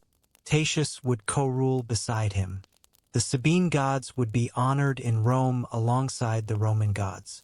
The Sabine dead from the fighting would be honored. This had not been tried before in the region. Two peoples, two kings, one city. It made certain kinds of sense. Rome needed more people. The Sabines who had women in the city already had a connection. The women in the city had fathers and brothers who were now, under this arrangement, also Roman. The families were already mixed. The arrangement formalized what the women had already made. Hercilius' argument from the valley. She had not proposed this exactly. She had proposed a way through. Romulus and Tatius had found the way. But the path had started in the valley, in the quiet after she stopped speaking. She went back up the slope that evening. She looked at the valley below. The armies were still there, settling into their camps for the night. The fires were starting on both sides. The smoke went up in the still air. Two separate columns of smoke from two separate camps in the same valley. By the time the agreement was done, those two columns would be one. She had not been asked whether this was what she wanted. She had not been asked many things. The valley was quiet. The fighting had stopped. The fires were burning on both sides. That was more than had seemed possible 2 weeks ago. She went inside. 11. 2 kings and 1 city. 2 kings in 1 city is not a natural condition. Nature tends toward one of something when the thing in question is authority. 1 wolf leads the pack. 1 man leads the army. 1 person gives the final answer in a dispute and everyone else accepts that the answer is final. Divided authority is not impossible, but it requires maintenance. It requires both people involved to keep maintaining it every day. It is not a thing that runs by itself. Romulus and Tatius made it work. They made it work for 7 years. This is a real number. 7 years of 2 kings sharing a city, sharing a court, sharing a set of decisions. It required both of them to be particular kinds of men. Men who could be right about something and still let the other man have a piece of it. Men who could be insulted by a decision and not respond immediately.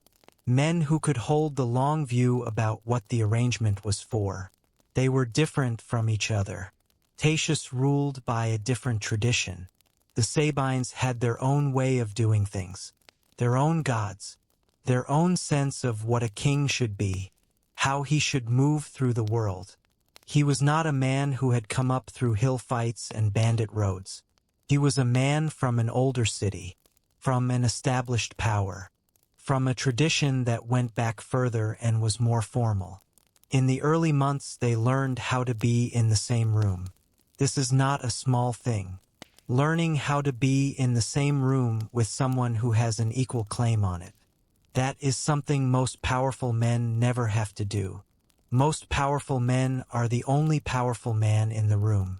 Romulus and Tatius had to learn it from the beginning without a model because there was no model. They were inventing the arrangement as they went. They divided the city, not physically. The walls were one set of walls. The forum was one forum, but the hills had a natural division. The Palatine was Roman ground. The Quirinal and the hill country behind it became Sabine territory within the city. The Sabines who came into Rome settled on the hills that looked like the hills they had come from. This is how people settle. They find the familiar shape and they stop. The courts of both kings remained separate. The laws were maintained as one body but applied through two systems that sometimes agreed and sometimes needed reconciliation. When they needed reconciliation, both kings were present for the reconciliation. This was the rule. Both present, both part of the decision, neither issuing orders about the other's community without the other in the room. It worked most of the time. There were conflicts. There were always conflicts when a city is absorbing another people and the absorbed people retain their own leadership. Disputes about water rights on the Quirinal. Disputes about which gods received which honors in which ceremonies. Disputes about who had authority over a mixed marriage. When the two parties were from different communities. When their families disagreed about the terms. They resolved them. The city grew through those 7 years. The walls extended. The institutions Romulus had built in the first year became more elaborate. The Senate absorbed Sabine members. The army drew from both communities. The forum became a shared space in the full sense. Men from both peoples on the same mornings. Doing business with each other. Walking past each other without the care you use when you are near an enemy. Romulus watched this. He had wanted a city. He had a city. The city was larger than he had planned for. It had a second king. It had a second set of traditions that he had not planned for. It was more complicated than his original idea. This is what cities do. They exceed the plans of their founders. The city becomes something the founder did not intend. Then the founder has to decide how to relate to the thing he made but did not intend. He related to it well, mostly. There was a change, though. The change was gradual.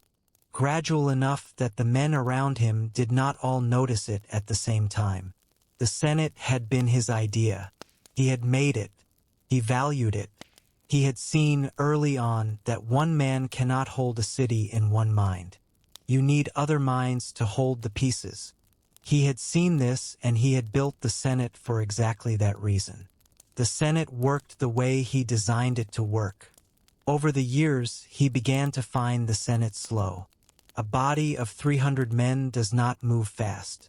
It debates things that Romulus had already decided.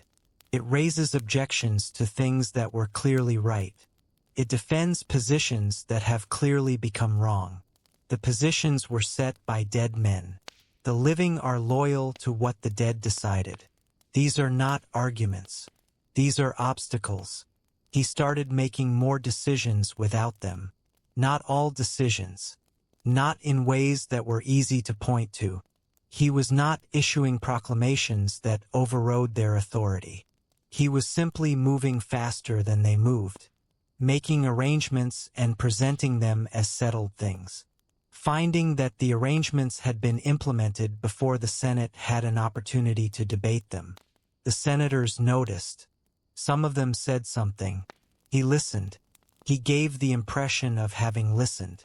He continued as before. This is the change that power makes. Not always. Not in every man. But in some. The man who builds the institution begins to see the institution as a tool. The tool that takes too long to pick up gets set aside. You do the thing yourself. It is faster. The results are the same or close. And you have not spent 3 days in debate to get there. He was not wrong about the results. He was wrong about something else. But the something else takes time to become visible. Romulus did not have enough time left to see it fully. Tatius died in the 7th year. He had gone to the city of Lavinium for a religious ceremony. Lavinium was important to both Romans and Latins. It was the city that Aeneas was said to have founded, the first city of the Latin lands. The ceremony was a joint occasion, an occasion that required a king to attend. Tatius attended. There was an old grievance at Lavinium, a matter involving Tatius's relatives, men who had done something wrong to people of that city. They had been shielded by their connection to the Sabine king. It was old business, the kind that waits in corners at public events and emerges when the opportunity presents itself. The opportunity presented itself. Tatius was attacked during the ceremony. He was killed at the altar, by men from the city or men hired by men from the city. The sources are not consistent about the details. They agree on the basic fact.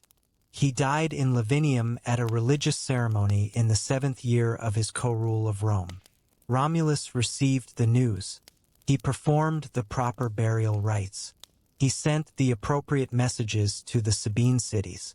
He made the appropriate public statement about the loss and the duty of Rome to honor its co-ruler. He did all of these things correctly and in the right order. He did not pursue the killers with urgency. There was a process for this. Proper inquiry. A request for Lavinium to submit the responsible parties. Romulus went through the initial steps of the process, and then the process slowed and then it stopped. Not dramatically. Not with a clear decision to stop. It simply slowed and then it was no longer moving. The senators watched this. The Sabine members of the Senate watched it with particular attention. They noted the pace of the inquiry. They noted what was and was not done. They did not find, in what they noted, a clear reason to object. The forms had been followed. The proper steps had been taken. The outcome of those steps had simply not produced a result. Romulus ruled alone after that. He did not call for another co-ruler. The arrangement had been with Tatius specifically. It was not a model he intended to repeat. The Sabines who were already in the city stayed in the city. The Quirinal remained Sabine in character. The institutions that had been shared remained shared. But the king was one man now. He was 63 or 64 years old. The Romans did not keep precise birth records in those years. He had been founding a city since before he was 20. He had been building and fighting and deciding for more than 40 years. He was still building. He was still deciding. But the work had changed. In the early years, the work had been physical and immediate. You could put your hands on the problems. Now the city was too large for any one man to put his hands on it. The problems required men he trusted to carry them. He had to trust. He had to believe the things he set in motion would move right after he stopped watching them. This was harder than building the walls. He was not certain he was good at it. The senators felt his distance. The city felt his authority. A man of 63 who had been doing what Romulus had done. His presence was not a young man's presence. He moved through the Senate with the weight of what he had built. The city felt his name on it. Roma. His name. He walked the walls on some evenings, alone or with one man. The walls were real now. Stone and timber and real gates. The forum below was a real forum, paved in parts, the center of the city's life. The hills above him on both sides were full of fires in the evenings. The sound of the city at night. He had built this. 37 years is a long time to rule a city. It is long enough to see the city outgrow you. long enough to sit in the Senate and hear a man explain something about the Etruscan trade routes, something you did not know, long enough to realize the city is bigger than any one mind, long enough to understand that this is not a failure. You make something, it grows past you. That is the best thing a founder can do. The work went on through the winter and into the spring. The walls were maintained. The army trained. The Senate met on the appointed days. The city ran. It ran. The way something runs when enough pieces are in the right places. The man who put them there was still there, still watching, still the weight that held it in proportion. He watched. He did not know, walking the walls in the spring of that year, what the summer was going to bring. The field, the storm, the question that centuries of Romans would fail to answer. He walked the walls. He looked at the city he had made. It would still be there in the morning. 12. The storm on the Campus Martius. The Campus Martius is the field north of the city where the Tiber bends. The Romans use it for military reviews. The army assembles there and the king reviews it. This is a regular occasion. The army needs to be seen and the king needs to see it. The review is also a public occasion. Senators come to watch. Citizens who are interested come to watch. There is a quality to a military review that draws people. The organization of many armed men moving in coordination is something the human eye is drawn to. It was a clear afternoon when the review began. The army was assembled in good order. This was not unusual. Romulus had trained the army and the army trained itself on the methods Romulus had established. By this point in the city's life, the training was a tradition. The men knew what was expected. They moved the way trained men move, with the particular economy of men who have done a thing many times. The senators arrived and took their places along the edge of the field. Romulus walked the lines. He reviewed the units the way he had reviewed them for 37 years. Not quickly, looking at the men, the equipment, the condition of the tools and the men who carried them. He had a memory for this. He knew what proper maintenance looked like and what neglect looked like. He could tell the difference at a glance. The men who were reviewed by Romulus had always known this. Being reviewed by a man who knows what he is looking at is different. Different from being reviewed by a man who does not. The afternoon was warm for the season. The storm came from the northwest. Came quickly. Too quickly for the season. A clear afternoon. Then the sky changing in the northwest. The wrong kind of change. A color in the clouds that was not the color of normal weather. It moved fast. The wind came first, the kind of wind that bends the grass flat. Then the sky darkened and the lightning started. The review had not concluded. The army was still in the field when the storm broke over the Campus Martius. The lightning struck several times. The thunder was very close. The men on the field, trained men who were not frightened of most things, moved toward the edges. This is what men do in a lightning storm on an open field. They move toward the edges. This is sensible. There is nothing on an open field to stop lightning. You move to where there is. The storm did not last long. When it passed, the field was quiet. The sky cleared in the way it clears after a violent storm. Very blue, very still. The air tasted different. The grass was bent and the ground had water standing in the low places. Romulus was not on the field. The army looked at the place where he had been standing. He had been there at the start of the storm. He was not there when the storm passed. No one saw him leave. No one saw him walk to the edge. No one saw him fall. He was there and then the storm and then he was not there. The senators moved forward. They said, "The gods have taken him. He has been lifted from among us. He is no longer Romulus the king. He is Quirinus, a god of the Roman people. He has been honored in the highest way a man can be honored. A man named Proculus Iulius came forward. He gave formal testimony. He said he had seen Romulus ascending through the sky after the storm. He described what he saw: shining armor, his face bright, his expression at peace. He said Romulus had spoken to him. Romulus had said, "Tell Rome to be brave. Keep the discipline. Rome will be the greatest city in the world." Some people believed this. A king taken by the gods is a king honored. A city whose founder becomes a god is a city under divine protection. It is a useful story. Useful stories find believers quickly. The belief does not require you to have seen anything. It requires you to find the story more useful than the alternative. Others noticed certain things. The senators had been meeting that afternoon.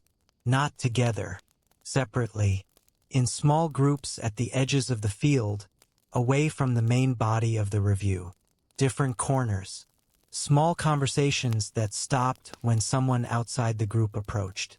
Several senators had cuts on their hands that evening. Small cuts, fresh, the kind that come from a specific kind of work. No one asked about the cuts. No official inquiry was opened. No witnesses were formally questioned. The matter was addressed once, with ceremony, with the testimony of Proculus Iulius. Then it was closed. Romulus became Quirinus. The matter closed. 600 years later, men would still argue about what happened on that field. They would have all the sources. They would read them carefully. They would reach the same impasse. Not because the sources are unclear. The sources are, in their way, very clear. The sources say, a storm came. A man was there. A man was not there. Several senators had cuts on their hands. No inquiry was opened. The impasse is not about what the sources say. The impasse is about what you do with what they say. The campus Martius is quiet in the morning after a storm. The grass is bent and wet. The ground holds the water in its low places. The Tiber is visible from the far edge of the field, moving south. The same river, the same direction, the same water from the same mountains, running the same way it has always run. The Palatine catches the morning light first. Same as it always has. Same as before the walls, before the name, before the wolf. Before the two boys on the riverbank who grew up to stand on the slope together and say, "Here." The cave is still on the Palatine slope. The Lupercal faces west, toward the river. No wolf lives there now. The cave is empty. Rome has moved up onto the hill above it. The cave is the oldest thing in the city. The cave was there before the city existed. It will be there after everyone in the city has been forgotten. The city has the weight of a real city now. Cartwheels on paved stone. Voices in the morning. Fire. The smell of bread and animals and the river coming in from the west. Children being born in it who have never been anywhere else. Who will grow old in it. Who will not be able to imagine the city ever not being here. Romulus is not in it. He was here since before there was anything to be in. He drew the line. He named the city. He built the structures that needed to be built. He made the institutions that needed to outlast him. He made the army and the senate and the walls and the forum. The set of decisions that a city needs in order to run without the man who started it. He made himself unnecessary. If he did it right, the city barely notices when he goes. The city does not stop, keeps doing what it does. It trades and argues and builds and tears down and builds again. It absorbs more people, sends armies to more fields, makes more agreements, breaks some of them, keeps others. It grows. The city does not stop. That is what a founder is for. The storm is over. The sky is clear. The campus Martius is empty and wet and very quiet. The Tiber is moving south. The Palatine is there. The cave is there. The wolf is gone. The city is still there in the morning. The Tiber runs south to the sea. Writer's note: I do not read Romulus killing Remus as a power struggle. I watch the morning after. A man standing alone on a hill, looking at what he is about to build. A city can carry the name of a living man. I do not think that felt like winning. Next time, the Sabine Hills. A field, a quiet man, and a road from Rome he hoped no one would ride down.